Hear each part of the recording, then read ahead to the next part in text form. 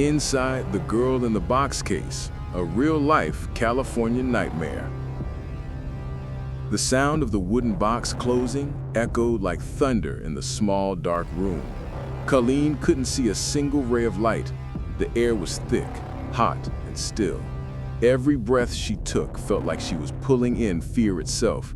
Above her, footsteps moved slowly, followed by the creak of a bed. She wasn't in a dream. She was trapped, locked inside a box built to keep her hidden from the world. For hours, she lay there, her body stiff and mind racing. Every noise made her flinch. The closing of a door, the sound of laughter from outside, the muffled hum of a television.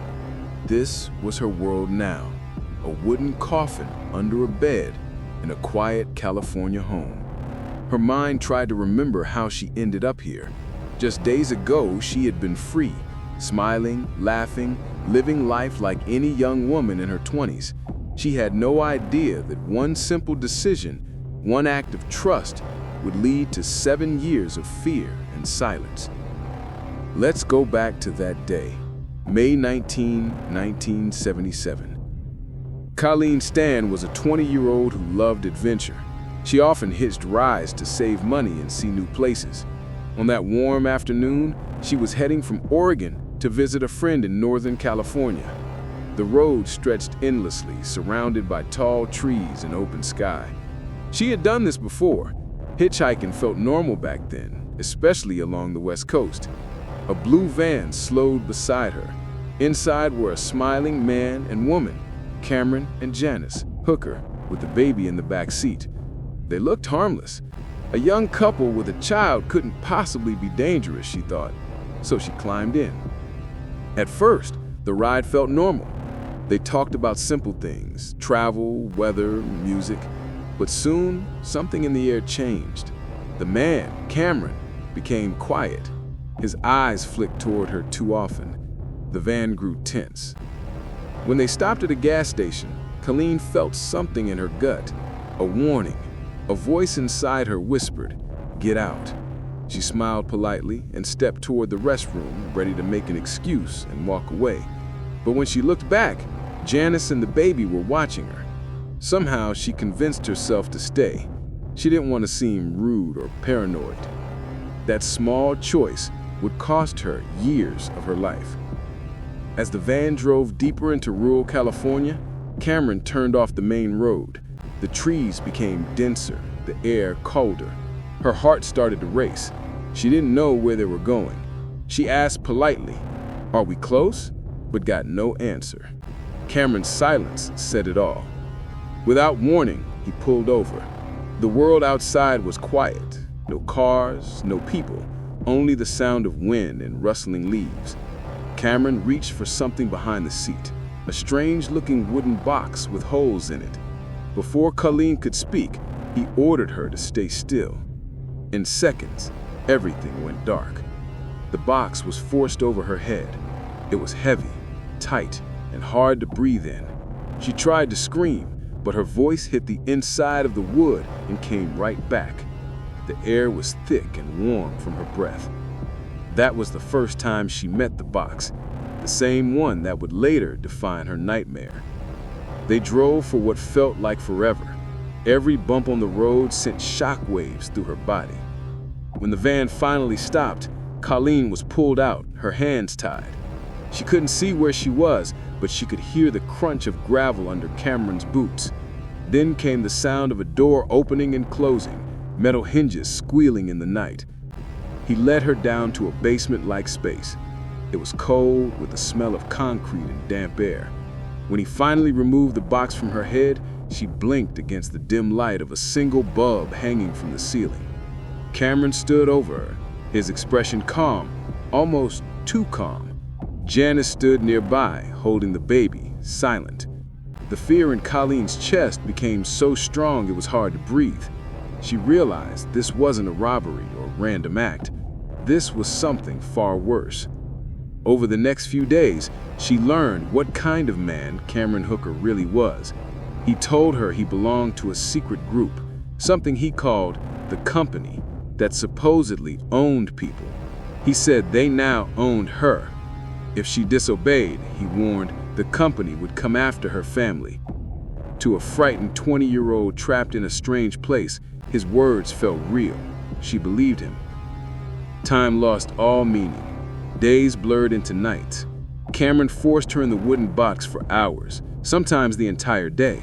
There was barely room to move, and the air grew thin. When she was allowed out, it wasn't for freedom. It was to serve or obey. Outside, life in Red Bluff, California went on as normal. Neighbors heard nothing. The Hookers looked like a quiet couple with a child in a stable home. No one could imagine that beneath their bed, a young woman lived in silence. Colleen's thoughts became her only company. Sometimes she remembered her parents, her friends, the road trip she never finished. She dreamed of sunlight, of air, of the feeling of walking without fear. But most of the time, she was too afraid to hope. Then one night, something different happened. The sound of the lock turning came later than usual. Cameron opened the box, but instead of anger, he looked pleased, almost proud. He told her he had something new planned. His words sent chills through her. He said she would now be allowed to live outside the box, under his rules. It sounded like freedom, but in reality, it was another kind of control. He handed her a contract, a paper that said she was his property, and beneath his calm voice, there was something darker. As Colleen's shaking hands signed that paper, she didn't realize it yet. This was only the beginning. The real nightmare hadn't even started. The sun was shining outside the Hooker home in Red Bluff, California, but inside, time didn't move. For Colleen Stan, the world had shrunk to the size of a box and the sound of her captor's footsteps. Days turned into months. She learned every sound in that house, the creak of the floorboards, the squeal of the old pipes, the way the door shut whenever Cameron left for work. But even when he was gone, she never felt safe. Fear had built its own walls inside her mind. After she signed that contract, the one saying she belonged to Cameron Hooker, things changed. He made her call him Master. He told her the company was watching her every move, that if she ever tried to run, her family would suffer. To a young woman trapped and isolated, his lies felt like truth. At first, she was kept in the box for most of the day. The box was small, barely large enough for her to sit up. It had a hole for air, but the heat in the California summer turned it into an oven. Her skin would burn from the wooden walls. She could hear life above her, footsteps, laughter, and sometimes even Janice's baby crying. It reminded her that the world was still moving, even though hers had stopped. But Cameron's control grew in strange ways. He would sometimes let her out to do chores, cook, or clean. He'd take her on small walks outside, but always with rules. She wasn't allowed to look at anyone, speak to anyone, or even make eye contact with neighbors. If she did, he said, the company would find out. The fear was powerful enough to keep her silent. Janice, his wife, was part of it too. She had been under Cameron's control for years before Colleen arrived. At first, Janice seemed cold, distant. But slowly, she began to see Colleen not as a threat, but as another victim. Still, she was too afraid to help. Cameron's control stretched over both of them like a shadow. Years turned into years. Colleen was allowed to sleep in the house sometimes, but always under strict watch. When guests came over, Cameron would make her hide under the bed or in the box. He told people she was their babysitter or a house helper. Nobody ever questioned it. To the outside world, the Hookers were a quiet family living an ordinary life in Northern California. In reality, a woman was being kept prisoner right beneath them. Every day was a balance between survival and fear. Colleen learned when to speak and when to stay silent. She learned to hide her panic, to act calm even when she was terrified. She built small routines, counting her breaths, repeating prayers, remembering her family's faces, anything to hold on to her sanity. Years passed before she was ever taken outside for something other than chores. One day, Cameron told her they were going on a trip. He said she had earned his trust. He allowed her to wear normal clothes and sit in the car without the box. Her heart pounded as they drove through open California roads. For the first time in years, she felt fresh air on her face. But freedom wasn't waiting for her. They stopped at a phone booth. Cameron made her call her family. He stood right beside her, smiling calmly. He said, "You can tell them you're okay, but remember, the company is listening." Colleen's voice shook as she told her parents she was doing fine, that she had a new job and was happy. Her parents were just relieved to hear from her. They'd reported her missing years ago, but now they thought maybe she had moved on with life. The conversation was short, but for Colleen, it meant everything. It was a small reminder that her old world still existed. When she hung up the phone, she wanted to scream, to run, but Cameron's cold stare reminded her of the lies she still believed. The fear of the company was stronger than her courage. She got back in the van, silent and broken. As years went by, something inside her began to change. The fear was still there, but so was a quiet strength. She began to test limits, asking small questions, moving slower when told to hurry, looking out windows when she was alone. Tiny acts of rebellion that no one noticed but her. Then, one night, she overheard something that made her heart stop. Cameron and Janice were arguing in the next room. She could hear Janice crying, saying she couldn't take it anymore. Cameron shouted that Colleen would never leave. That night, Janice came into Colleen's space, tears in her eyes. "I don't think the company is real," Janice whispered. "I think it's just him." Those words hit Colleen like lightning. For 7 years, she had believed the lie, that shadowy men were watching her every move. But if Janice was right, it meant the chains around her might only exist in her mind. For the first time in years, she allowed herself to imagine freedom, real freedom. The next morning, Cameron acted as if nothing had happened. He gave her chores, told her to clean, and went to work like always. But something was different now. Colleen wasn't just surviving anymore. She was planning. She began to notice things, where the keys were kept, how long Cameron was gone, which door stayed unlocked. Every small detail became part of her escape map. Janice avoided her eyes, but Colleen could sense her guilt growing. It was only time before the truth exploded. Then, one evening, Cameron came home early. His mood was strange, quiet but tense. He walked straight to Colleen and said, "I've been thinking, maybe you can go visit your family again." Her heart froze. It sounded too good to be true. He gave her a bus ticket and strict rules. She was to visit for 1 day, say nothing about where she'd been, and come back as if nothing had happened. As she packed the small bag he allowed her to take, her hands trembled. For the first time in 7 years, she would step into the real world again. But she didn't know if this was a test or a trap. When the bus doors closed behind her and the wheels started turning, she looked out the window at the California highway she had once traveled freely. Her heart pounded. This was her chance, maybe her only one. The bus rolled through miles of California highway, cutting through small towns and open countryside. Colleen pressed her forehead against the cool window, staring at the passing fields. For the first time in 7 years, there was no box, no chains, no Cameron Hooker watching her every move. But even with the open road ahead, fear sat deep in her chest. Every sound made her flinch.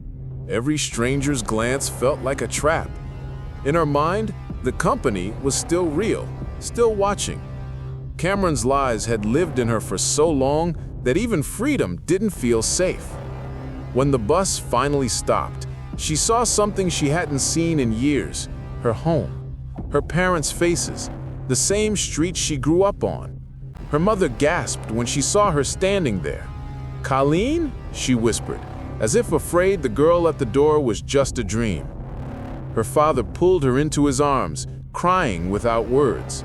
Colleen smiled through tears. For a few moments, time stood still. After all the darkness, she was finally in the light again. But Cameron's words echoed in her head. Remember, the company is always watching. She couldn't tell them the truth. She couldn't say where she had been or what had happened. Instead, she made up stories, that she had been working with a family far away, that everything was fine. Her parents believed her. They were just happy to have their daughter back.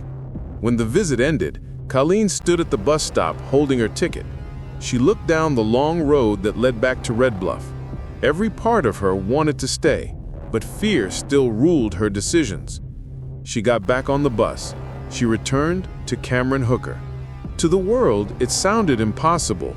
Why would a kidnapped woman go back to her captor? But that's what psychological control does. It breaks your sense of reality until you believe your captor's lies more than your own truth. For a while, things returned to the same dark rhythm. But now, something inside Colleen had changed. She wasn't the same frightened young woman who had climbed into that van years ago. She had seen her family again, and that memory gave her power. Janice, too, had changed. The guilt she carried was growing heavier each day. She watched Cameron's cruelty and control, not just toward Colleen, but toward herself and their children. She began to realize that helping him meant losing her own soul. Then one night, everything cracked. Cameron told Janice he wanted to make Colleen his second wife, legally. That was the breaking point.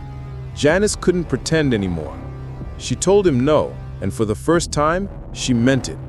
The argument that followed shook the house. After Cameron left for work the next morning, Janice went to Colleen. Her face was pale, her hands shaking. "It's over," she whispered. "You need to go." Colleen froze. She wasn't sure if she could believe her. Janice's eyes filled with tears. "The company isn't real," she said again, louder this time. "He made it all up. He can't hurt you anymore. You have to leave." Those words hit Colleen like thunder. All the years of fear, all the nights in the box, all the silent obedience, they suddenly made sense. She had been trapped by lies. Without another word, she packed a few things and walked out the door. Each step felt like lifting a mountain. The sunlight hit her face. She waited for someone to stop her, to grab her, but no one did. No company, no watchers, no threats. She kept walking, and for the first time in years, she didn't look back. Colleen went straight to a bus station and called her family. Her voice shook, but this time, she told them the truth. "Mom, Dad, I was kidnapped." Within hours, police were notified. The FBI got involved. When they arrived at the Hooker home, the truth that had been hidden for 7 years finally came to light. Beneath the bed, they found the wooden box, the same box where Colleen had spent endless days in silence. Cameron Hooker was arrested soon after. During questioning, he showed no emotion. But when investigators heard Colleen's story, the years of captivity, the fake company, the psychological control, they realized this was one of the most disturbing cases in U.S. history. Janice made a deal with prosecutors. In exchange for testifying against Cameron, she received immunity. She told them everything: how it started, how she helped, and how the lies grew. Her testimony matched Colleen's details exactly. In 1985, Cameron Hooker was found guilty of kidnapping and sexual assault. The judge called it the most extreme and bizarre case he had ever seen. Cameron was sentenced to more than 100 years in prison. Colleen Stan finally began to rebuild her life. She went through years of therapy, learning how to live without fear again. She eventually got a job helping other survivors of abuse and trauma, turning her pain into strength.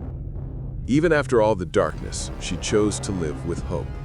In interviews, she said she forgave her captors, not because they deserved it, but because she wanted peace. Today, her story remains a reminder of how strong the human spirit can be. It shows how fear can control a person, but also how courage can break any chain. Colleen Stan's story, The Girl in the Box, shocked America, changed how people viewed psychological captivity, and forced the world to see the power of manipulation in a new light. It wasn't just a California nightmare. It was a story of survival, of a young woman who found her freedom not by fighting with her hands, but by refusing to let her spirit die. Years had passed since Colleen Stan stepped out of that California house for the last time. The air that once felt heavy with fear now filled her lungs with peace. But even freedom had its shadows. Every creak of a floorboard, every sound of a closing door could still send her heart racing. The box might have been gone, but the memories still lived inside her. In the months after Cameron Hooker's arrest, Colleen became the face of survival in America. The media called her the girl in the box, a name that captured the horror but not the strength behind it. Reporters wanted every detail: the box, the years of captivity, the lies about the company. But Colleen wasn't just a headline. She was a woman trying to find herself again. She returned to Oregon, where her family had never stopped praying for her. Her mother would often wake up early just to see her sitting at the breakfast table, a sight she thought she'd never see again. Sometimes they would sit together without speaking, just grateful for silence that wasn't forced. But healing wasn't simple. Nights were the hardest. Colleen often woke up in a panic, gasping for air, believing she was still inside that box. She slept with a light on for years, unable to stand complete darkness. When she walked outside, she would scan the streets, half expecting to see the blue van again. Therapists called it trauma. Colleen called it memory. She joined support groups for survivors of kidnapping and abuse, sharing her story in small steps. At first, her voice trembled. Then it grew stronger. She realized that by speaking out, she was taking back the power that once had been stolen from her. People listened. Her story wasn't just about cruelty, it was about endurance. It showed how manipulation can break the body, but not the spirit. Soon, universities, police academies, and crisis centers began using her case to study psychological control and trauma response. What had happened to her changed how law enforcement handled kidnapping victims across the United States. Even the FBI referenced her case as a warning about the dangers of mental imprisonment, a control far deeper than physical chains. Meanwhile, Cameron Hooker sat behind bars. At his parole hearings, he showed little remorse. Each time his name appeared in the news, people remembered the horror he caused. But Colleen refused to let his name define her story. She focused on what came after: rebuilding, helping, living. In interviews, she often said something that left people silent. "I don't hate him. Hate would have kept me in that box forever." Instead, she used her past to help others escape their own invisible boxes: fear, silence, guilt. She spoke to young women about trusting their instincts, to families about the power of hope, and to survivors about the strength hidden within them. By the late 1990s, Colleen had built a quiet, peaceful life.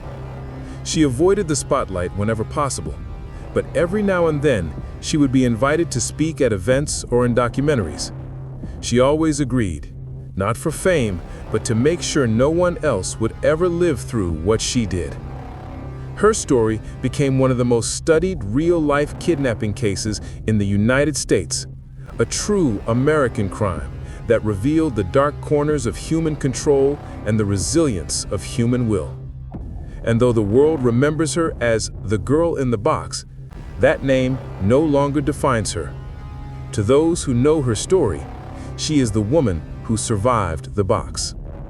In one of her final interviews, she said quietly, "I was hidden for 7 years, but I found myself again. I lived through fear, and now I live for freedom." Those words carried more strength than any headline ever could. Today, Colleen Stan's case stands as both a warning and an inspiration, a reminder that evil can exist in the most ordinary places, but so can courage. From a wooden box beneath a bed in a quiet California home, to standing tall under the open sky, Colleen's journey remains one of America's most haunting and powerful true stories. Her nightmare ended, but her voice continues to echo, reminding us that no darkness can silence the will to survive. This was the true story of Colleen Stan, the girl in the box, one of the most shocking real-life cases in California history. Her survival changed laws, inspired millions, and proved that even in the darkest places, hope can still breathe. For more real U.S. crime stories based on true events, subscribe, like, and stay tuned, because every truth deserves to be told.